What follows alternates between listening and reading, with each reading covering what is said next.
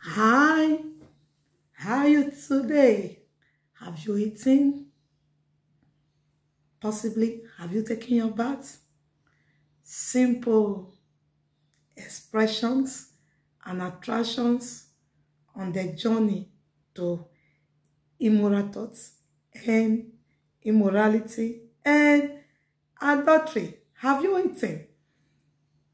That's a common language from the mouth of parents, husband, lovers.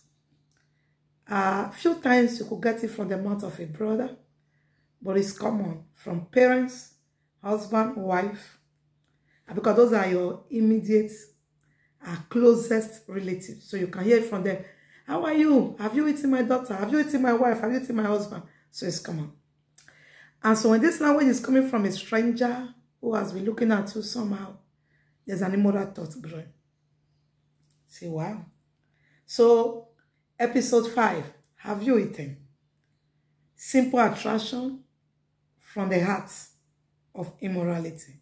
You say, boss, that's not a bad word. No, it can't be a bad word. It's a love word. It's an affectionate word. It's a caring word. Shall you see my face? So how weighty is the question of have you eaten? It's a sign and a confession.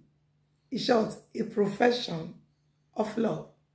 So, okay, let's break it down. If your husband friend or your wife friend or your friend, so you know the other side friend, is not concerned anytime he has opportunity to reach you, maybe the man want to report about his wife or he want to ask you about your husband. Sometimes he could even present that your husband's phone is not going, so he wants to use your phone. And so the first question is, how are you, madam? Or how are you, Sister Mary? Meanwhile, you are the husband, you are the friend wife, okay. Oh, I'm fine, wow. Nice to speak to you. So, okay, you want to talk to my husband? Yes, but how are you? I hope you're okay. Wow, I like the way you're attending my friend. Have you eaten today? Pastor Claire, is that a bad word? No, if it's a bad word, it will not be used because we don't use bad words to war people. Bad words are not to war people. Remember those days when people used to say, I love you more than my father, I love you more than my mother, I love you more than my grandfather. You are the cockroach, you are the best that has happened. I've never known anybody. You are the first I want to start with. So they're usually good words. So bad words are not in this field. And so be careful. So what I'm saying is that you should look beyond the have you eaten and look within the motive for that one, because the person might be communicating an affection. And if you may take it as normal until the person graduates. And anyone that cares for you, your heart longs for. So when the person is always concerned, maybe meanwhile, so your husband is not new, or to your wife, it's no longer a new thing to say, have you eaten? So, but when you to tell it to someone who lack affection, maybe the guy that is asking you, have you eaten? And your husband doesn't know how to ask you. It's not in that stuff. So every time he's concerned, you begin to say, did I make mistake? Even this guy is always concerned for eating. I hope you have a nice time to rest. Those conversations are thoughts of immorality. And they bring in adultery. As simple as that. They are meant for good. And mind you, the way we are formed, we love care. And Bible says in Proverbs 1:10, it said, my son, when sin entices you, consent thou not. In Proverbs 1:10. And in verse 30, in Proverbs chapter 1, the verse 32, what 32 said, it said, for the turning away of the simple shall slay them. So, it's very easy for the simple to turn away. You feel you are being cared for. Indeed, it's caring, but the purpose of caring is to be friends.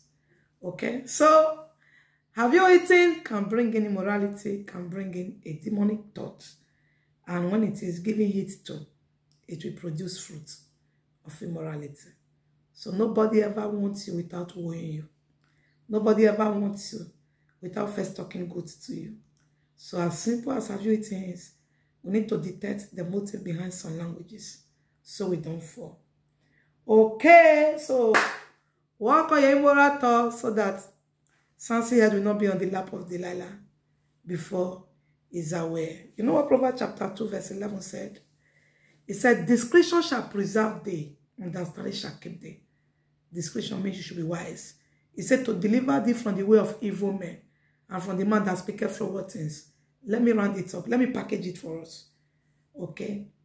When an opposite person that have immoral thoughts about you, having sexual lust concerning you, calls you, watch, there is no tangible discussion in that conversation. I want to base on your husband friend now, okay? Because that's the one that could likely be close, but it's not in all field. It could be a man from outside. Your wife friend now, we're talking about people that are close counterpart, but it could be from outside. So when another person, especially a married person, start reaching you and check the conversation, check it. The conversation is just, hey, you look nice. The last time I came to your house, you were fine. I hope you have everything. How are you? Okay. For 1 hour, there is no tangible, no substance in the discussion. Just know that that person is lusting after you. And so what do? Shift. Okay? Minimize it. Direct the court where it should go. And stop picking the cause if you don't want to fall into adultery. Make sure your spirit is matured enough to handle some of the things I'll be releasing to you.